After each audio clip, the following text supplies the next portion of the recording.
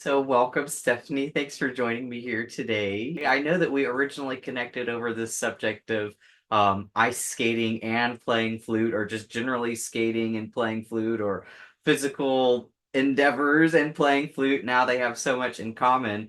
And then one day we got off on a tangent about going through an embouchure reboot, and I discovered that you had, um, well, quite a dramatic story from my memory of it. So would you just tell us a little bit about how you found yourself here today talking with us about this? It was definitely dramatic. And to be honest, for a long time, I was so afraid that people would find out that I couldn't play anymore because I was trying to protect the career that I had built. And I didn't want anyone to know to question my ability to step into a gig or whatever. And over time, especially after COVID happened and all of the gigs went away anyway, um, it became really important to me to tell my story because I feel like I have become, first of all, a much better teacher having had the experience. And I'm someone that can help other people now because I went through it and I'm probably 85% on the other end of it and have had a lot of success post my experience. Um, so, James Stockdale was a prisoner of war and he saw a lot of fellow prisoners of war um, at first have faith in their situation, but over time, um, even the people who remained faithful, some of them survived and some of them perished. And he spent a long time trying to figure out why some people survived and some people didn't. And this is what he came up with. You must never confuse faith that you will prevail in the end, which you can never afford to lose, with the discipline to confront the most brutal facts of your current reality, whatever they may be. And ever since I heard this story many years ago, I've actually tried to live my life this way, having faith, having that attitude that my efforts are going to be successful. And therefore, I should not give up until I found that success, while also looking at whatever my situation is and going, okay, this is what we've got. So, what do we do now? Right? Um, so um, my problems began in my second pregnancy. I experienced something. I think the word is anasarca. Anasarca. It is swelling in multiple parts of the body at the same time. So a lot of people who are pregnant experience edema.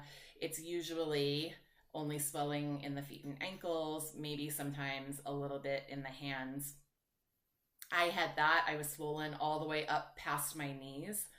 I was swollen in my hands and my wrists. I had carpal tunnel. I had tendonitis. But I was also swollen in my face and my lips and my throat, everything. It was really difficult for me to even take in air to play. But beyond that, Hmm. the swelling really wrecked what I knew as a flute embouchure. If I tried to play normally, nothing came out. And so I started trying to like redirect my air in this really funny way in order just to make a sound because at the time I was gigging a lot and it was right before Christmas and the baby was due January 19th. I had all of these gigs lined up and people telling me, if you quit, nobody's going to call you again. And so it was a really scary situation that I tried to push through. I think I did an okay job with it, but what I expected to happen was that after the pregnancy, the swelling was going to go away, and which it did. But I also expected my flute playing to return to normal, which it did not. I had somehow learned this new habit of how to play, and after 20 years of playing the flute, I would pick it up and sometimes I'd be able to make a sound, and other days I would pick it up and I wouldn't be able to make a sound at all.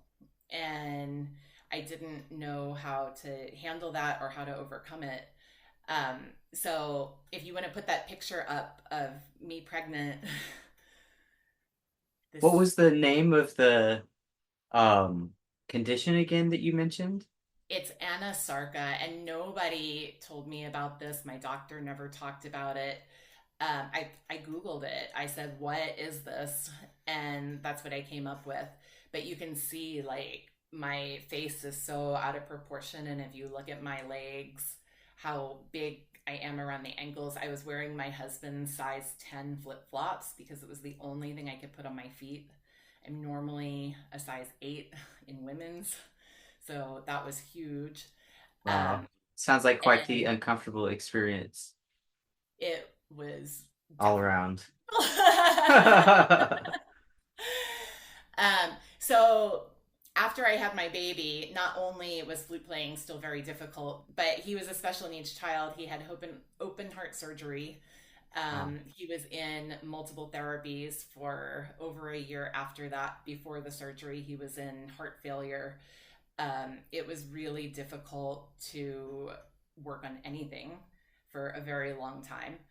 And then as he grew, I realized that he was just going to be a difficult baby all around. So there, right? There was not a whole lot of time for me to invest in, you know, what happened, first of all. And second of all, how do I fix it? And third of all, how do I devote the time that I need to be able to do that? So it took a long time for me to get back around to it. This son is turning 10 at the end of December. He was 3 weeks early. So actually, those Christmas gigs I was playing right before I had him. Little to, much to my surprise, I guess. um, but a couple of years ago, my older son was asking to see these videos from a YouTube account called Smarter Every Day, and he Mm. found this one that it it made me go, "Oh my gosh, that's the answer. That's what happened." Um, do you have that clip? Are Yeah, you let able me to pull it pull it up up? and we can watch. Actually, um I pulled up first just a video of someone else trying to ride this backward bicycle just across the stage and he couldn't even do it. So engineers designed a bicycle where the wheel goes one way and the handlebars go the other way, and nobody could ride it. Nobody could even get a foot past where they started. But this guy decided that he was going to try to learn to ride this bike. And he practiced every day. And in 8 months' time, he finally got to where he could ride pretty fluently. But then something else happened. And so So he this is figured him it on the out bike. with the backwards. And then 8 months later, he tried to ride someone else's regular bicycle. I was 6, but in this moment I couldn't do it anymore. I had set out to prove that I could free my brain from a cognitive bias. But at this point, I'm pretty sure that all I proved is that I could only redesignate that bias. After 20 minutes of making a fool out of myself, suddenly my brain clicked back into the old algorithm. I can't explain it, but it happened in a very specific moment.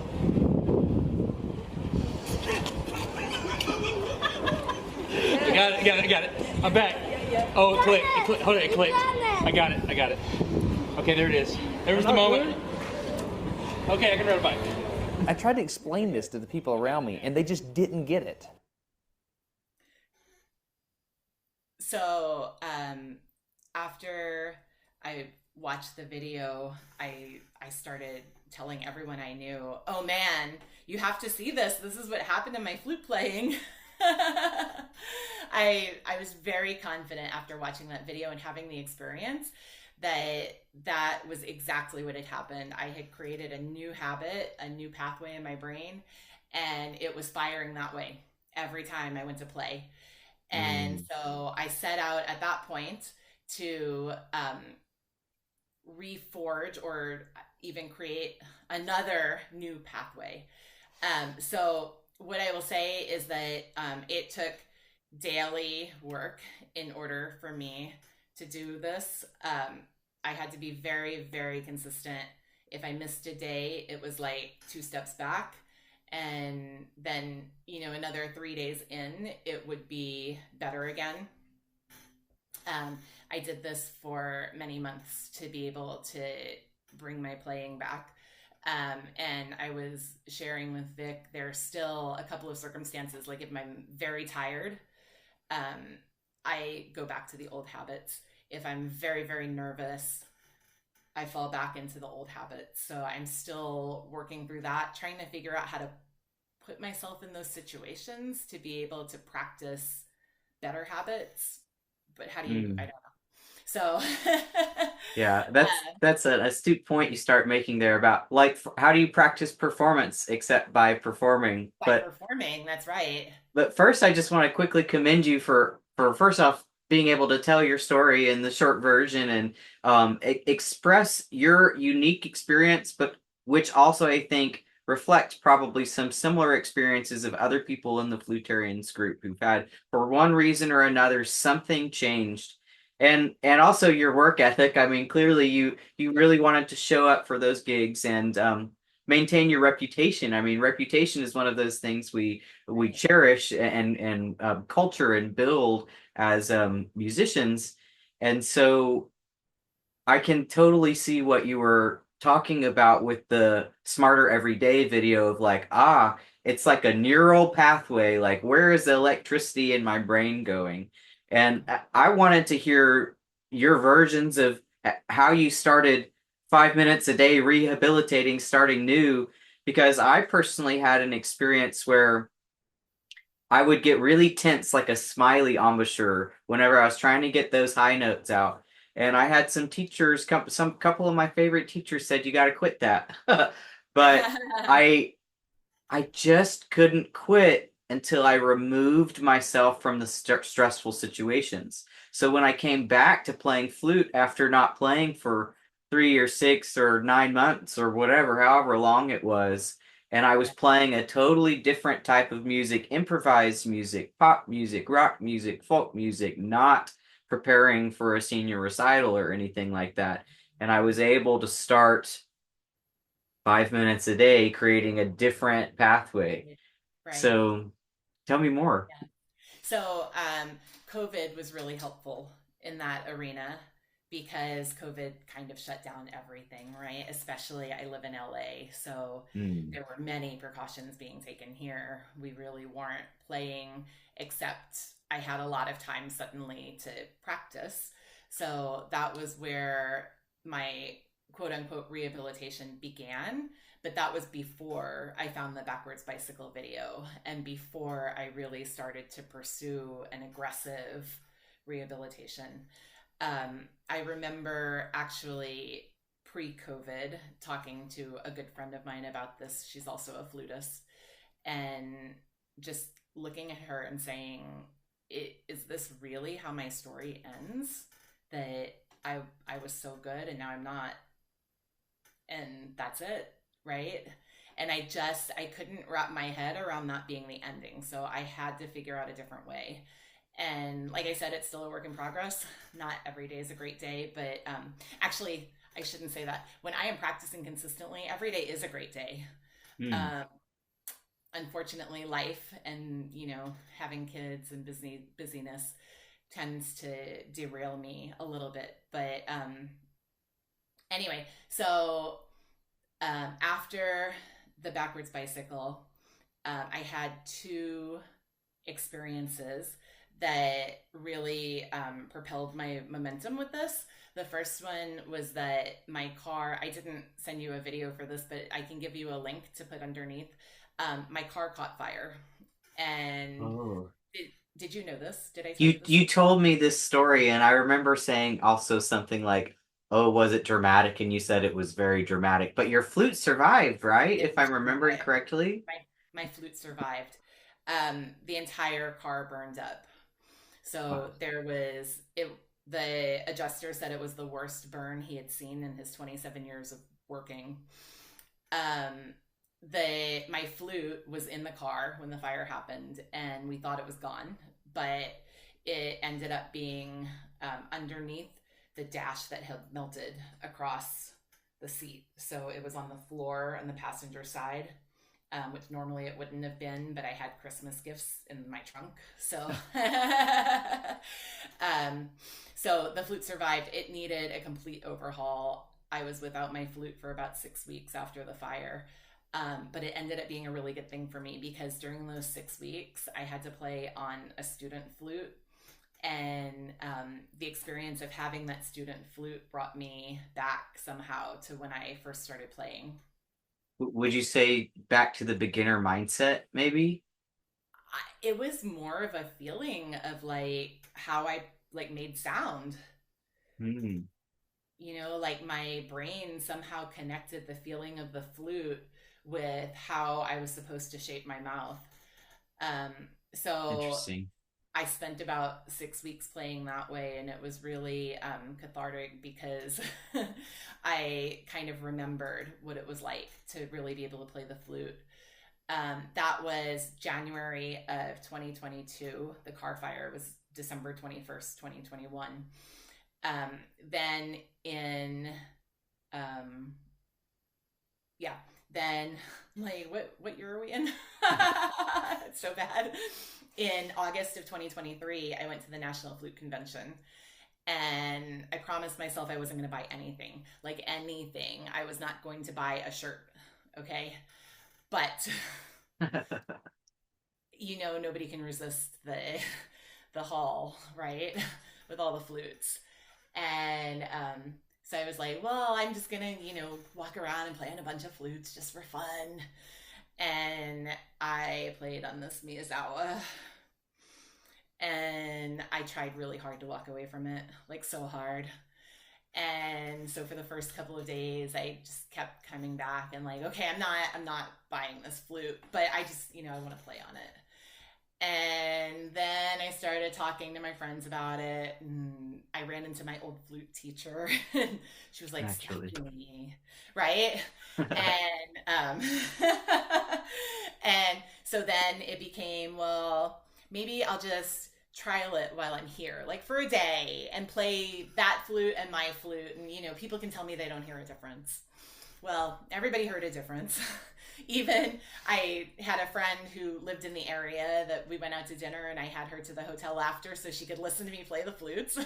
And she prefaced it by saying, I know nothing about music, so my opinion's not going to be worth much. And after I played for her, she was like, yeah, it's definitely the new one.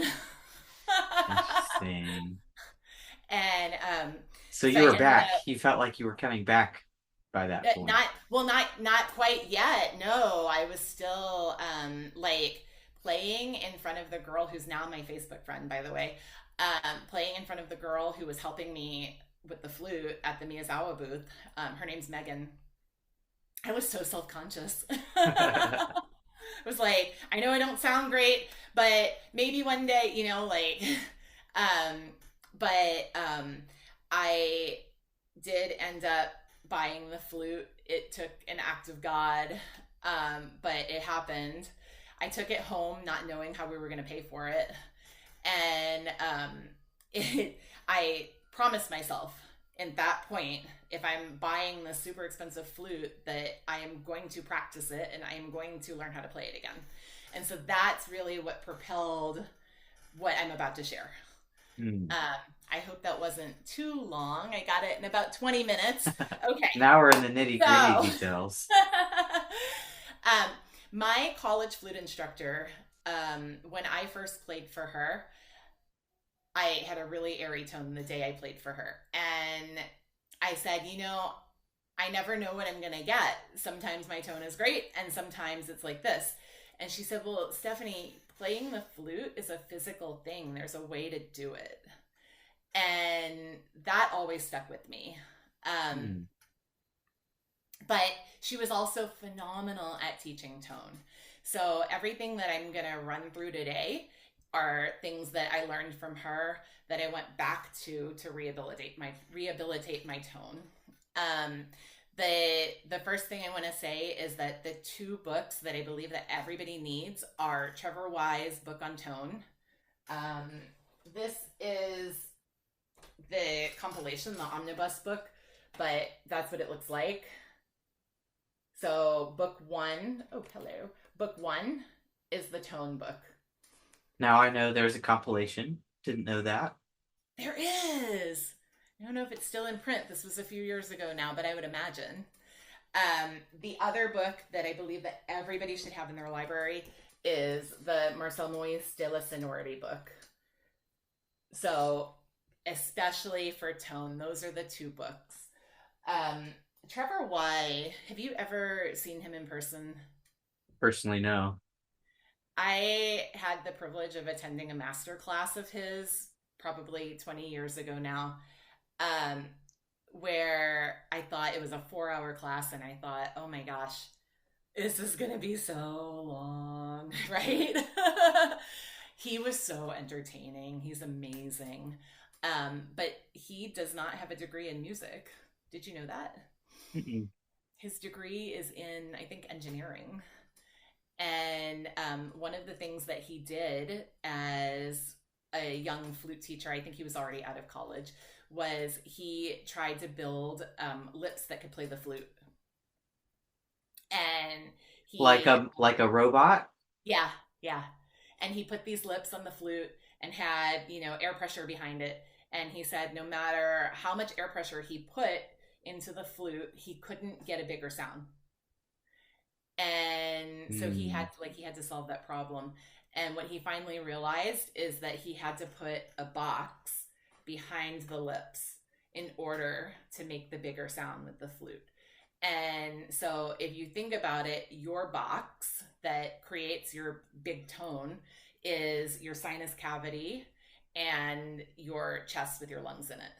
It's those two things. It's like the resonator on a guitar, right? Like you got a little resonator for a ukulele and a big one for an acoustic guitar and a really big one for a cello and double bass, right? That's exactly right. Yes. So we have one too. It's our body.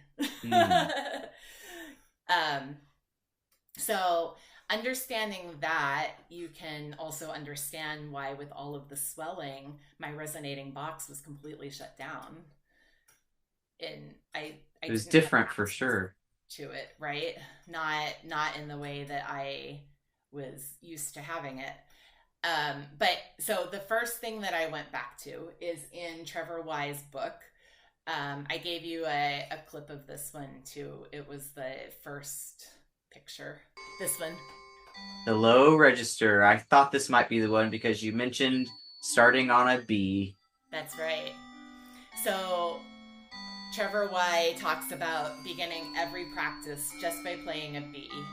And it's going to chime twice and then it's done. I wonder if it has a B in it. In the chime. I don't think so.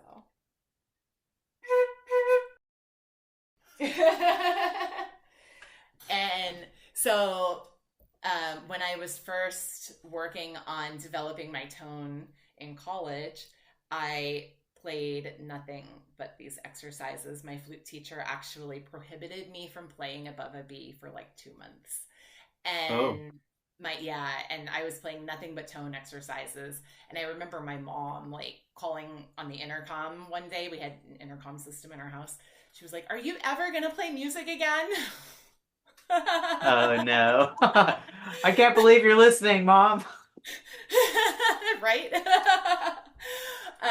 But so when you play this B, you want to take in your deepest breath with relaxed shoulders, thinking about opening up your resonating box. And I like to do this with my eyes closed because I like to imagine when I start playing this B that the room is filling with B. So it starts from the floor and it just feels as if, water was coming into the room. And as I'm holding it, I'm trying to relax everything and just send my sound out into the room. There are days when this B feels awful and there are days when it feels really good. I do about 3 of them every day. And Trevor Y talks about, I don't know if it's on this page or not, but he talks about using a B because the fingering is really comfortable and it's one of the easiest notes to produce on the flute. So that's why it's a B and not a different note. Then from there, after I have established at least a semi beautiful B and I feel like my air is flowing and I'm relaxed in my shoulders and my posture, and I usually practice standing up. Then I do the Trevor Y half step exercise that's also on this page. And what I found, especially when I was first going through this, is that I really needed the freedom of not playing with the metronome and being able to hold a note longer or shorter, being able to repeat it 10 times if I needed to, and not looking at the tuner. Having to stay with the metronome and look at the tuner was too stressful. It would make me tense up right away. And my whole goal was just to get everything flowing again. During this time, I also discovered that every flute, so this is a little aside, but it's important, every flute has an exact point where your low notes are.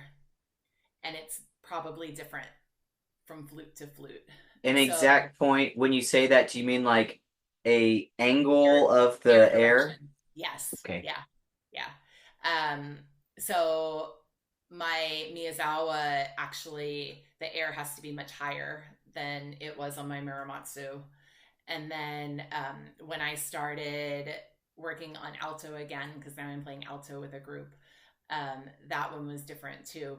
But because I've been through this experience, I'm so attuned to all of the things that could possibly be factors that I can say with conviction that every flute has a point where those low notes are going to speak beautifully. You just have to keep experimenting with the angle of your air until you find where you can really push it. When I see you do this, I think of how this is such a great metaphor for a pedal on a car.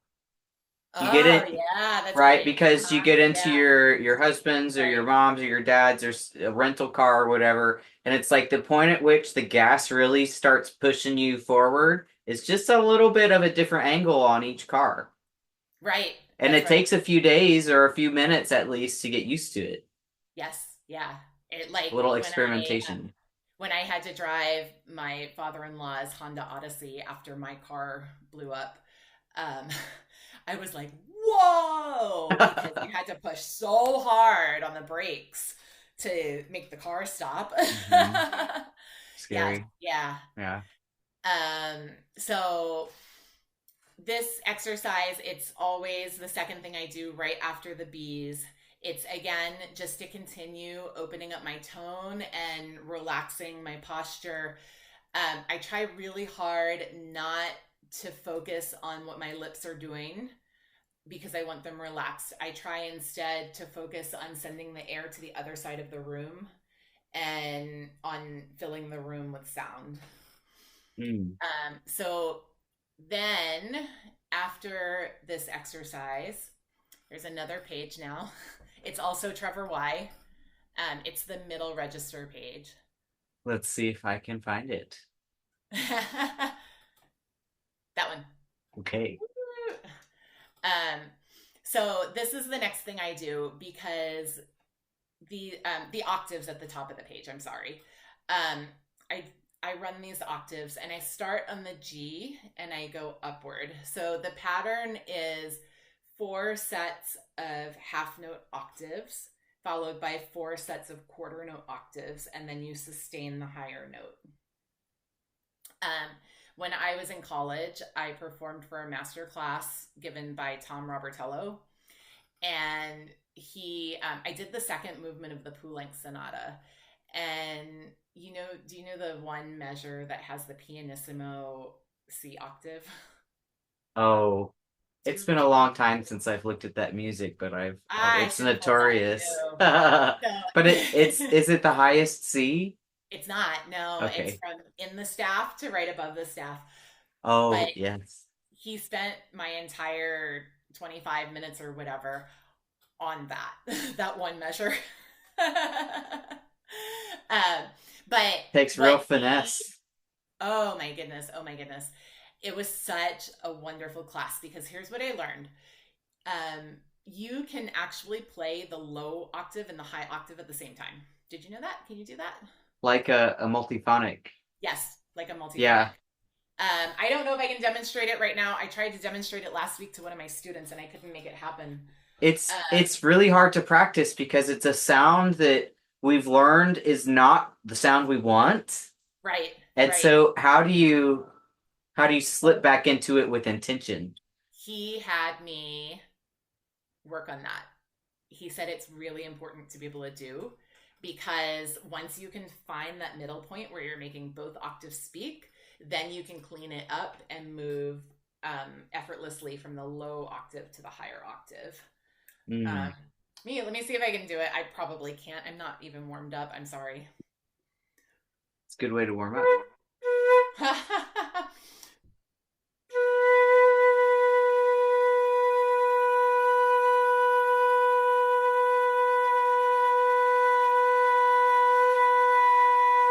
It's kind of in there.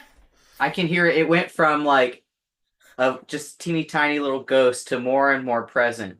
I have Right. I think I'll dig up this image I'm thinking of to put in the comments of that resulted from a conversation with Robert Dick about making multiphonics, and it's like normally our embouchure is kind of shaped like a oval or whatever, but if we make it taller, we can access the sweet spot for the low note as well as the high note at the same time. So if you can get both out at the same time, then it informs you for knowing how to choose the higher one or choose the lower one. It's like, do you direct? Wow, I've never used my hands Yeah. quite like an embouchure like that, but that was a good demonstration. Oh, Correct. I wanted to pause and remark that I think it was probably my teacher, Miss Keeney, with the starting on the B, she would say, "Play for me the most beautiful B you've heard all day."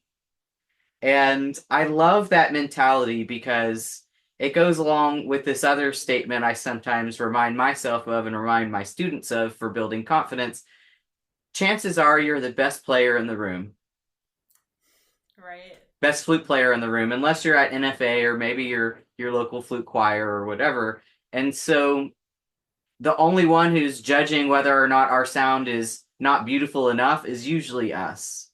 Mm-hmm. And so if I pick up my flute now and I haven't played all day and I play any B, it will be the most beautiful B I've heard all day.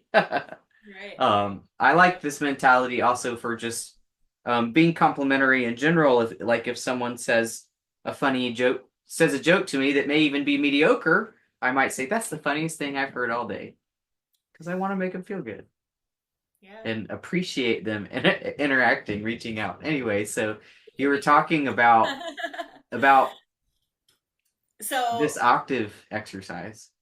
so with the octave exercise, what you're trying to do is pass through that middle point to reach the higher octave without actually sounding the two notes at the same time. And the way to do that is by practicing sounding the two notes at the same time. So you'll start with the lower note and you'll move ever so slightly, very, very, very gradually until you have both notes speaking. And then you continue to move up into just the higher note. And then as you get really good at that, then you move from the lower note through the middle to the higher note, trying not to sound both notes at one time. And what it does is it marries the two octaves and you can't hear the separation from the low to the high. So it creates a really beautiful slur. Um, but I use this exercise as my intermediary between working on my low notes and going into what'll be the next exercise, which is from the De La Sonority book. A couple more things about this one. I do like to turn the metronome on with this one because I feel like at this point I'm usually warmed up enough that I want to try to stay with the beat. And also, I like to check in to make sure that I'm moving the octave and the octave's not in charge of me. Mm. Right? So if I can place it exactly on beat 3 in the half notes, then I know that I have good control over my air column. And if I'm feeling really good, I'll also turn the tuner on tune to make sure that I'm not way off and then play these with the tuner. Because if I don't, I tend to not have a wide enough octave. My low note is sharp and my high note is Hmm. flat. I'm curious, do you practice this just on the B or do you explore other notes too? I do all of the notes across the top of the page. So I start Gotcha. at G and do G, G sharp A sharp B. And this is the one exercise that I insist that all of my students do. They have to pretty much perform it for me at every lesson. I just, excuse me, I think it's so important. I'm I'm So I'm being mindful of the word mindfulness with this exercise because there's so many different things that you could pay attention to. You've already listed several of them. One, like filling up the room with sound, bouncing it all the way to the opposite wall, or am I playing that if that is that octave really speaking on the beat or not? Or even just am I hearing both notes at the same time? Because when I was listening to you, I realized that a younger me wouldn't have been able to hear both notes at the same time because I wouldn't know what I was listening for, really. I would have right. to be, it wasn't until I got really close up with my ears up close to someone who was doing it where I was like, oh, okay, that, like, now I get it, I guess. Yeah, But I remember when I first started with my college instructor, one of the first things she taught me was if your high note has some low tones in it, then you're not blowing high enough. And if your low note has some higher tones in it, I'm going to get a sip of water in a second. If your low note has some higher tones in it, then you're not blowing low enough. And to really relate your air direction with what you're hearing come out of the instrument. mm, Okay, pause for water. Um, sure. So before we go on to the next exercise, there are some things that I want to add that aren't necessarily an exercise that I think are they've been really useful for my adult students, but also, for the kids too, when they're learning where to place the flute and all of that. So, um, when you put the flute up to your lip, the first thing is that you want to make sure that you're covering at least that much of the tone hole. Well, not at least, really about that much. If you're covering too much, you're going to be flat. And if you're covering too little, you'll be sharp, but you're also going to have a really tough time making a sound. So it's about that much. And then the two other things that you want to make sure of are that you're in the center of your lip, from side to side, unless, of course, you're trying to navigate a teardrop. The people who do that, I think, know that they have to put it to one side. And that it's not too high or too low on your lip. So it really needs to be in the center. I have one adult student in particular who tends to place the flute too high on her lip. And all I have to do is remind her to move it down. And it's like 1/8 of an inch. It's tiny. And all of a sudden, she has this great big sound. It's like completely different from where she was, 2 seconds before that. So it needs to be just right on your lip. If I put it too high, well, I can still make a sound. It's a little pinched, yeah. Um, I One of the And then, things I found most helpful with this for me personally was just repeating, putting this motion, putting the flute on my mouth. Because even now, as a yes, relative professional, there will be times when I put my flute up there and it's 1/8 of an inch away from where I really need to get the sweet spot, and so I have to take it off my face and put it back. But the that's right. quicker you get to having done that 1,000 or 2,000 times, That's the right. easier it'll Yeah. be to find it again. Yeah. Sorry, go And on. oh yeah, and then the other thing is practicing with a mirror, something Mm, where you can be really close to it because you really do need to, and I can't stress this enough, actually, you really do need to see that you're in the right spot because at first you're not going to have the body awareness to just be able to guess and put it up, right? That takes time to develop. So you have to do it looking at it a lot of times, a whole bunch of times for maybe months.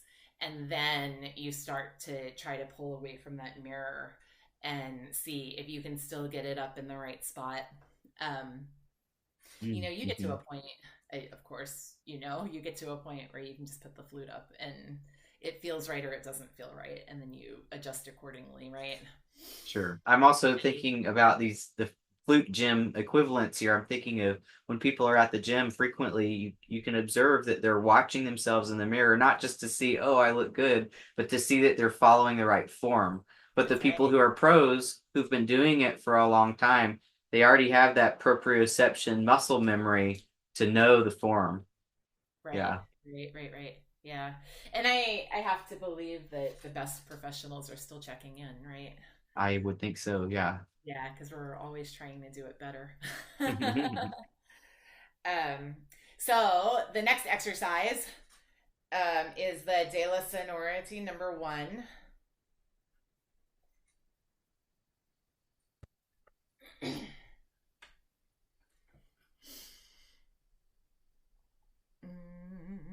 Wee. Back. Which one is it? What's it called? Back. The low Back. register? No, that one. Ah, Yeah. Oh, yeah. Uh-huh. ah. So, after I graduated from only playing low notes in college, this was the next exercise that I got to explore. Um, and after what I told you, I started really working on this in August of last year. Yesterday, I was able to play the bottom line at 60 all the way through without having to take a breath. So, Congratulations. thank you. I'm I'm making progress still. Um, but the general rule is that as you get into the lower lines where you're navigating larger groups of notes, that you speed up the metronome a little bit so that you can still play them all in one breath. At least that's how I was taught. Were you taught a different way, Vic? No, same. Same. Okay. Yeah. Um, so what I actually let me talk about the bottom line for a second, because what I actually discovered was that if I imagined blowing hot air into my flute embouchure, that it allowed me to not blow as much. And I have to believe that that's a result of like opening up that resonating box, because when you think about blowing hot air, you go, and then, Hmm. right? So I think what that does is it opens everything up, and then you only have to blow like a trickle of air for the notes to speak. Um, Interesting. but I yeah, noticed you have a couple of notes circled. B and A, B natural, A natural. I'm looking for them. I don't see the circles. It's okay. It's probably just kind of Oh, there small it on is. your There it is. screen. Yeah. I see. Those are, I don't remember why they're circled. Those are old.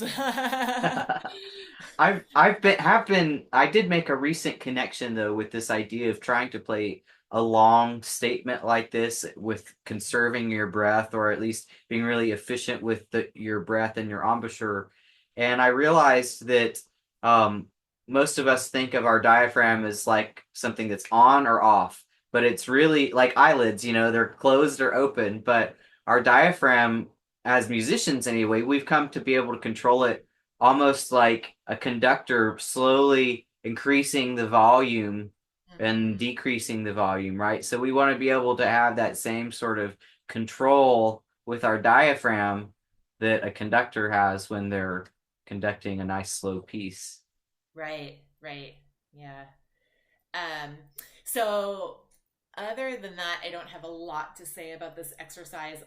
Other than that, I believe it's really important. I believe it's important to, when you're first starting to rehabilitate your tone, to be doing this looking in a mirror, making sure that you're lined up and that you're not in the smiling embouchure. Um, my college flute instructor, again, she was just so brilliant with tone. She used to talk about like how a camera lens closes, bringing the old camera lenses, right? Mm-hmm. Bringing the sides of your lips almost around the lip plate to hug the lip plate when you play. Um, Hmm. but with those things in place, again, not really focusing on what your lips are doing, focusing more on being open and expanded and allowing the air to go all the way to the back of the room. An image that I like to give my students is if I put a tightrope from your mouth all the way to a tree outside, that you are trying to get your air to follow the tightrope. Hmm. So you're going way out, not right here. Um, and then the other thing that I will say about playing in general, but especially this exercise, is making sure that your tone is coming from the front of your mouth, always underneath your nose, not feeling like it's stuck in the back. You can actually hear the difference when people are playing from the back of their throat versus pushing it forward. I wonder if I Hmm. could demonstrate that. You could hear This it. sounds like it's starting to sound like singing class. It's the same idea. It's the same. You know, it's really funny too because my kids just started singing lessons, and that's something that their singing teacher has been telling them. Make it feel like it's coming. I can't remember her words, but it was the same thing. Make it feel like it's coming to the front of your mouth, right? And I was sitting there going, "Oh, I talk about this all the time." Let me see if I can demonstrate the difference. So I'm going to try to play from the back of my throat first. Yeah, I get this emotion of like here versus here. Yeah.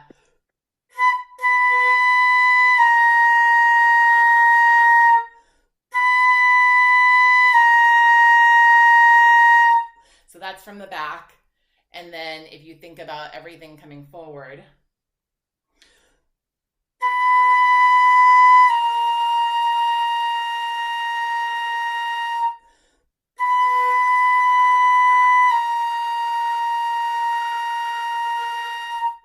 can you hear the difference? I can also I'm in visualizing what I imagine your tongue is doing versus like back here and flat and wide versus kind of forward. I don't know if you're doing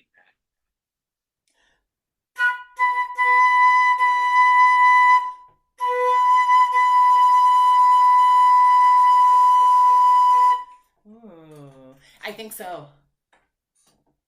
Yeah, I think so. I've never thought about that before. Yeah. But you're right. Just by thinking of it coming forward, your tongue automatically kind of goes like that. It's probably why you can hear the difference so dramatically. Okay, so then the next exercise. And I will say there is I think it's called 1B that goes along with this exercise that's the same thing, but going up. Um, After my tone started to feel like it was coming back to me and things were getting better, I started adding that 1B section. So I'll do the 1 and then 1B. Instead of just this. But in the beginning, I was using just this one. But the next one I want to talk about is the exercise number 2, which is, keep going, that one. So this is probably the exercise that I love to hate more than anything else why. on the flute. It takes 10 minutes, is a solid 10 minutes, and it is so boring. But it's so important because, again, your low notes are your foundation for everything else that you do. You can't play the higher notes without having a good low note because your high notes are just harmonics of what your low note is, right? So everything has to start from the low notes. These exercises, I believe, and I only gave you this page. Are you familiar with this exercise? Keeps going, right? All the way down? Um, it does dotted half notes, and then it does half notes, and then quarter notes, and then eighth notes. It's a similar pattern. They're all slightly different groups of notes. And the half notes are you repeat the same group twice under one slur. The quarter notes you repeat 2 groups under 1 slur, and then the 8th notes you do pretty much the same thing. It's 2 groups under 1 slur. So knowing that your low notes are the foundation for your tone, I really gravitated to this exercise because I thought, well, if I'm going to get my tone back, I need to be playing low notes, right? So I do not do the dynamics. That was at the recommendation of a flute teacher of mine after college. Not that I never do the dynamics, but when I'm working specifically for tone or tone production, right? Not other parts of my tone. Brain wet. Well, that'll be boring. So what do you pay attention to that you're not bored? What am I thinking of, right? Well, I am kind of bored, but I do it anyway. No, what I'm really paying attention to is the speed of my air. So again, that tightrope image, I'm trying to keep my air perfectly steady. And even when my fingers move to switch notes, I'm trying really hard not to let my air wobble. I'm looking for a perfectly flat, not in pitch, tone. No vibrato for sure. And I'm looking at how I'm rationing my air through the 16 beats. So I'm working on taking a deep breath and then producing a beautiful tone without it being too loud so that I'm going to get through all 16 beats, but also that is the airstream is fast enough that it's going to sound good for all 16 beats. Whole nother Huh? dynamics. Say again? It's a whole nother level of difficulty to add the dynamics. It's like right. Exercise almost. It's like a different exercise. And I totally think that there's value in doing this with dynamics too. Obviously, Moise was a genius. He wrote it that way for a reason.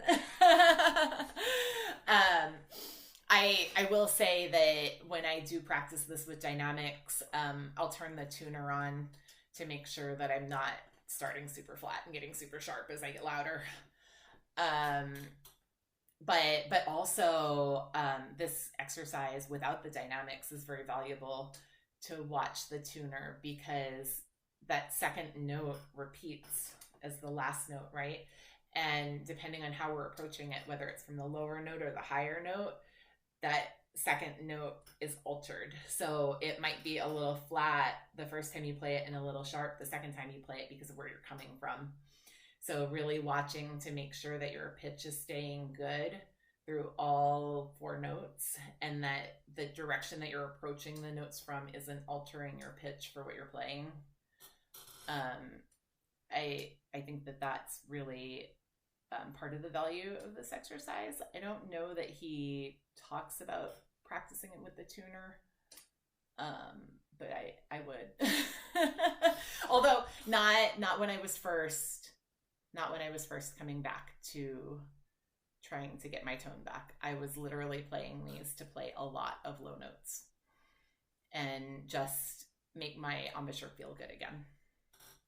I would personally play it with a drone tone to have that reference so you're tuning by ear and not just visually. Yes, yeah. I do practice that way sometimes too. Yeah, for sure. So that is the 4th exercise. And then the next one is also from this book. That one. So there are 2 ways that I practice this. And I should also say I pick one every day. I don't do all of them. So I pick one of the exercise before, I pick one of these, because just one of the exercise before is 10 minutes. And then one of these, this is for flexibility, being able to move through all of the ranges comfortably and pretty much know where you're aiming your air to be able to make the note speak. So I go through this twice. The first time I play it, I articulate each note, but with no tongue. So it's just. I learned that like from anti-articulation. Yeah, yeah. I learned that from another flutist. I can't remember who it was, but it was one of her favorite exercises. And it's that's really good for practicing air direction because when you remove the tongue, you remove that little crutch of like Real the hard to do at first. first when you have the habit of like always starting the note. I think of it as like a who, like you're saying who. Yes. Yeah. Mhm. Yeah, agreed. Yeah. It's a little tricky. Yeah, certainly on F sharp and those Yes. higher notes. Oh my goodness. F sharp. And then the second way I practice this one is slurring the whole thing. Um, and just for an added challenge because it fits my personality, I really like to see if I can maintain the triplet feel because Mm. you know they're even groups of notes, right? So the triplet's going to start either on the starting note or on the moving note every other group. Yeah, you could, if for real fun, you could turn it into eights instead and switch back and forth between the triplet. Yeah, Yeah. that's that's an advanced duration, I guess. Gosh, you could. I'm seeing that it goes up by a half step and then down, so it Right. probably goes all. How many of these are there? I see there's one, two, three, I, four. I think there's 17 altogether. You could keep on going through all 17 of them. I have the book right here. I can look. There are. No, there's more. This is Oh, inspiring me to nope. write down some of my favorite things There's too. there's a lot more. There's 36. Maybe there's 17 of the other exercise and Oh, 16 of the other one. I need to find a backing track that'll be fun for you guys to play with this because just the discipline Ooh. required to do it all. Not everyone has that at this moment. But if you Right. do just one of them, that is way better than nothing. You know what? I was going to talk about that too, actually, because I I believe it's really important to touch something every day. And in my personal opinion, that something should be the low notes Mhm. because again, they're the foundation. So making sure that those are really solid and that you're hitting those every day, I think is really crucial, especially when you're trying to redevelop your tone. Um, it I have worked really hard to get myself on a path where I can do a 5 minute practice if that's all I have time for, or I can do a 30-minute practice, or and the OCD in me or whatever it is doesn't like that plan, but I need to get over it. Our friend Cassie Elizabeth has a couple of little schedules. It's like the 15-minute practice, the 30-minute practice, the 45-minute practice, and I like That's them because I mean, how practical is that? How frequently do right. we find ourselves in those sort of situations? A lot. That's right. That's right. Yeah. So in my head, like that's what I want to, but I can't make myself do it. I'll get there. I'll get there. We're all works in progress. um, oh, so nice of you to join us. Thank you.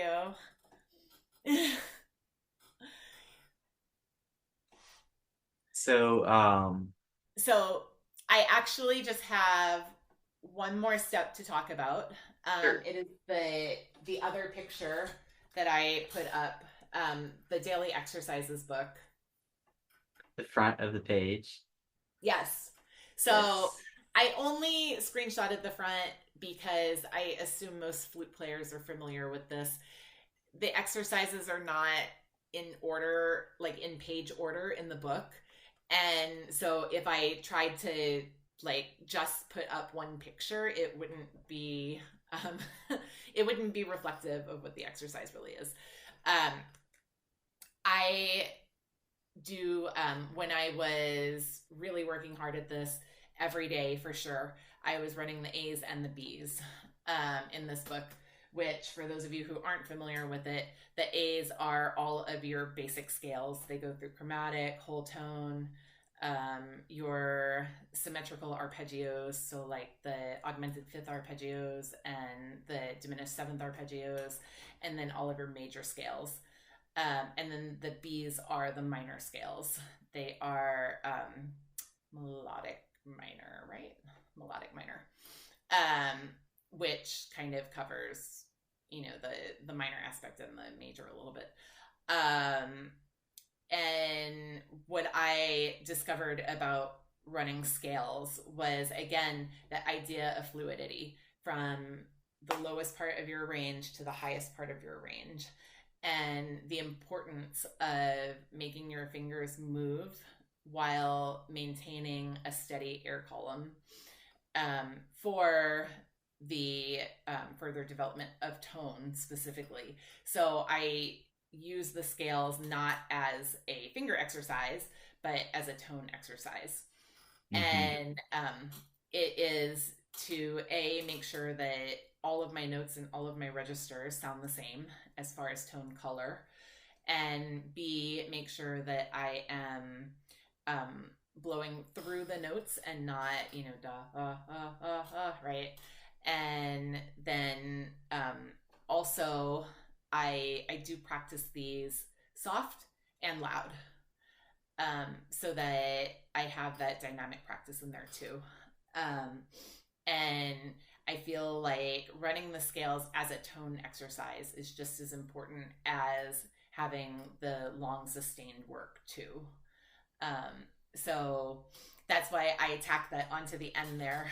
Do you have anything to add to that? Oh gosh, I could probably talk about this sort of thing all night, but I like how you're making a distinction between the functional use of scales and practicing. Sometimes, usually when we're practicing scales, it's so that we have fluency in our fingers so that we're prepared to play classical or improvised music when the time is right.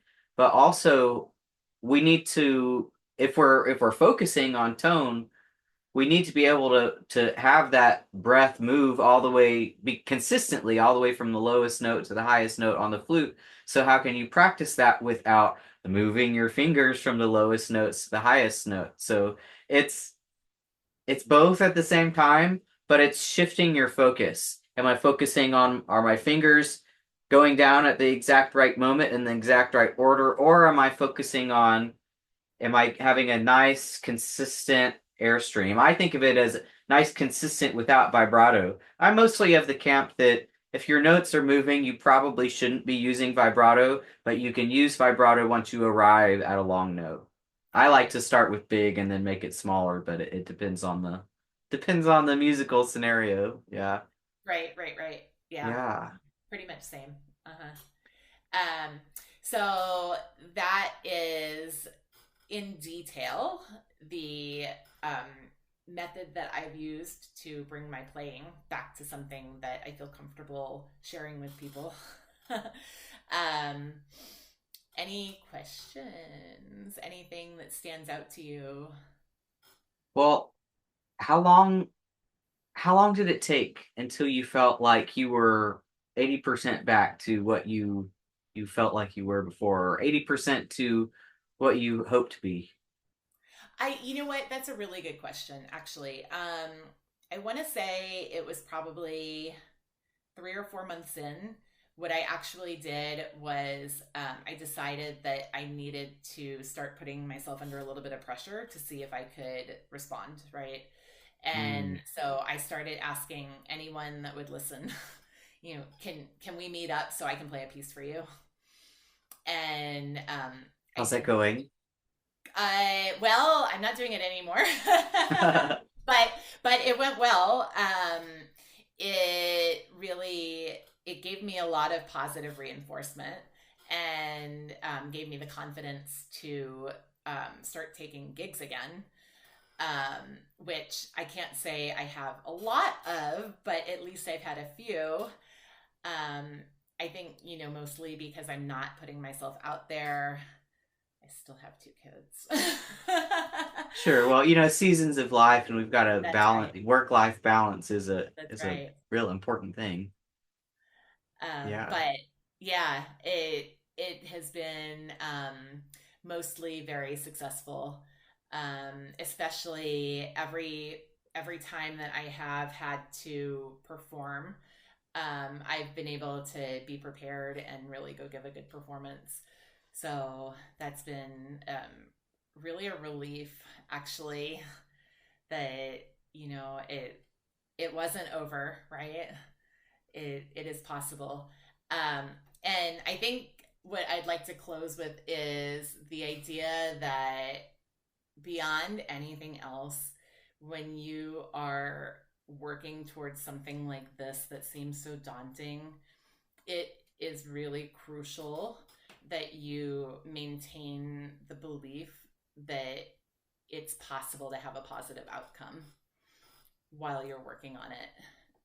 Because what I see is, people get scared and they give up too soon.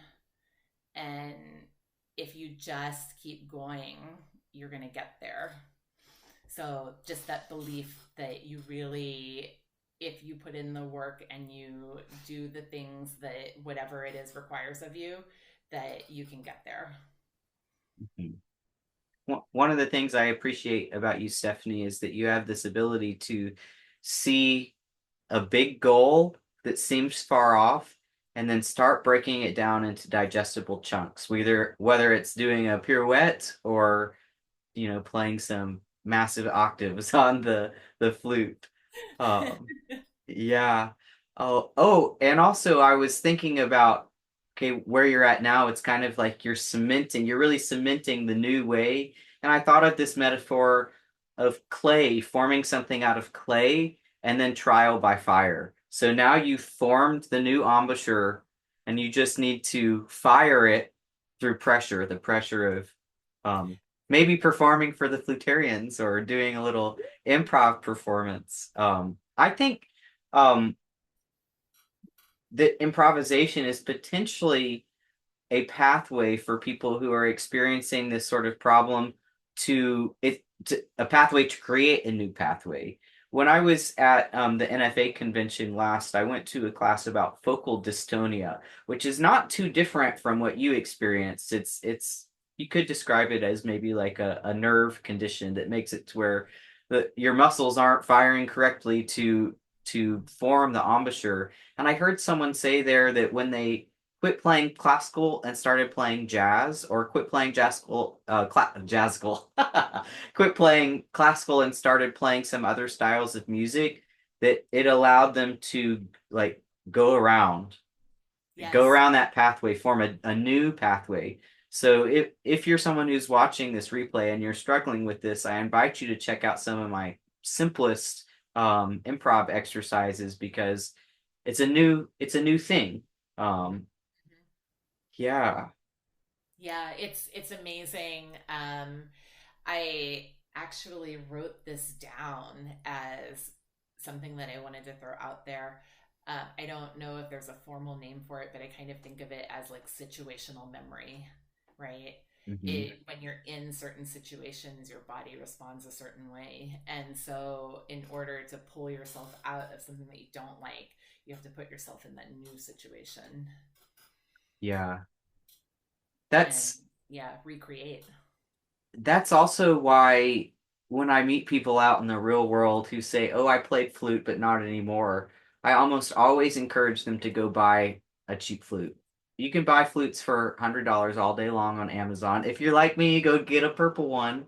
Yeah. Um, because it kind of opens the door to that beginner mindset again, because it's like, oh, um, it's this is a beginner instrument, but I haven't been playing, and so starting fresh with an instrument that's not associated with your high school auditions or your college auditions or whatever it was that you were doing in the past, um, can gosh, what am I trying to say here, Stephanie? Just like open the path to the open the door to whatever the next path that lays ahead Right. is.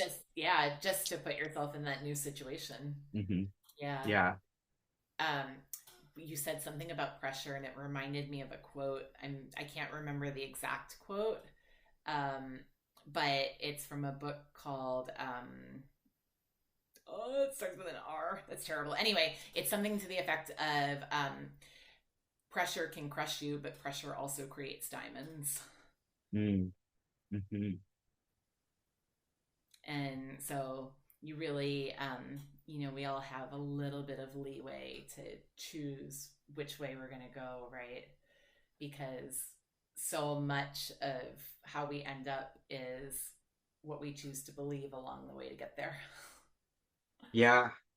And I believe that um, support is from your community is one of the things that can help us veer towards the positive direction. So please, y'all do stay active in the Flutarians group. Don't be afraid to drop a comment or send either of us a message for a little bit of, hey, I did this, you can do it too. Yeah.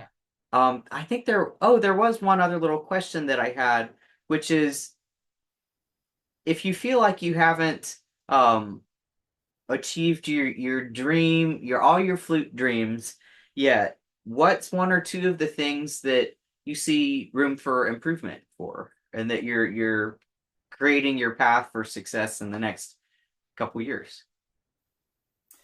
Um, for myself, Mm-hmm. I think it's really the next step is really going to be able to play under, if I'm fatigued, because again, that tends to be a weakness of mine, or if I'm extremely nervous. Um, it used to be that pre-baby that even when I was extremely nervous, I could still play with a great tone. And now that tends to be when my brain like sends me back into the like, oh. And sometimes like I can't even make a sound, which is just insane. So those are like my two big hurdles because I, first of all, I believe that I can do hard things and I don't like to let being nervous be a reason that I don't perform. Um, and second of all, I would like to be able to really like step up and conquer when I'm in those situations and not, just go, oh, well, I tried.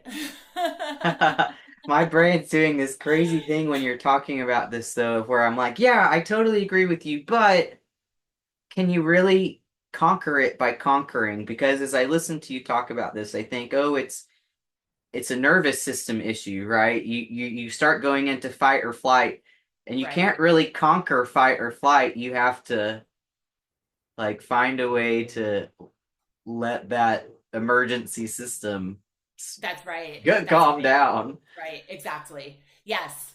Yeah, I 100% agree. Yeah. I've been experimenting with like breathing techniques and things like that to see if I can calm my nervous system when I'm under more pressure. Um, the big problem is that I can only practice that when I'm under a lot of pressure, and that doesn't happen often. So, Well, you know, I think we can help you in two ways. One is to support your performances. Yay, schedule more and we'll tell people about it. And two, I'm also feeling inspired after this conversation to move forward with something that I've been thinking about anyway, which is just like a quick little course or something, 5 minutes a day for a week, improvising as a way to ease performance anxiety.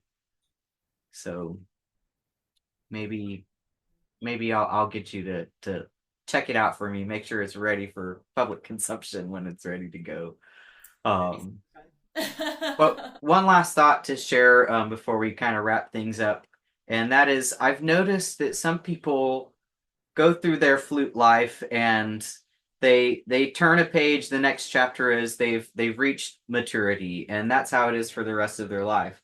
But a lot of people they it's another chapter and then another chapter and another chapter, and we can't even envision what's in the next chapter of the book because it's unimaginable to us. We don't have the context for what's going to happen, and you've you've just shared with us one of the unexpected chapters of your life, and I'm excited for you because you're opening up to another chapter now. So I'm curious to see what will come next. Yeah, thank you. Well, thank you so much for taking the time to share with me. Anything else you want to add for the flutarians? I think my closing thought is be brave. If you're afraid, do it anyway, Hmm. because the more experience you have, the easier it gets. Hmm. Yeah. And I started my day today with the statement that the hard part of improvising is not knowing which notes to play, but sitting with those uncomfortable feelings of uncertainty, embarrassment, and maybe even shame. So Right. yeah, be brave. Mhm. All right, thanks, Stephanie. Thank you.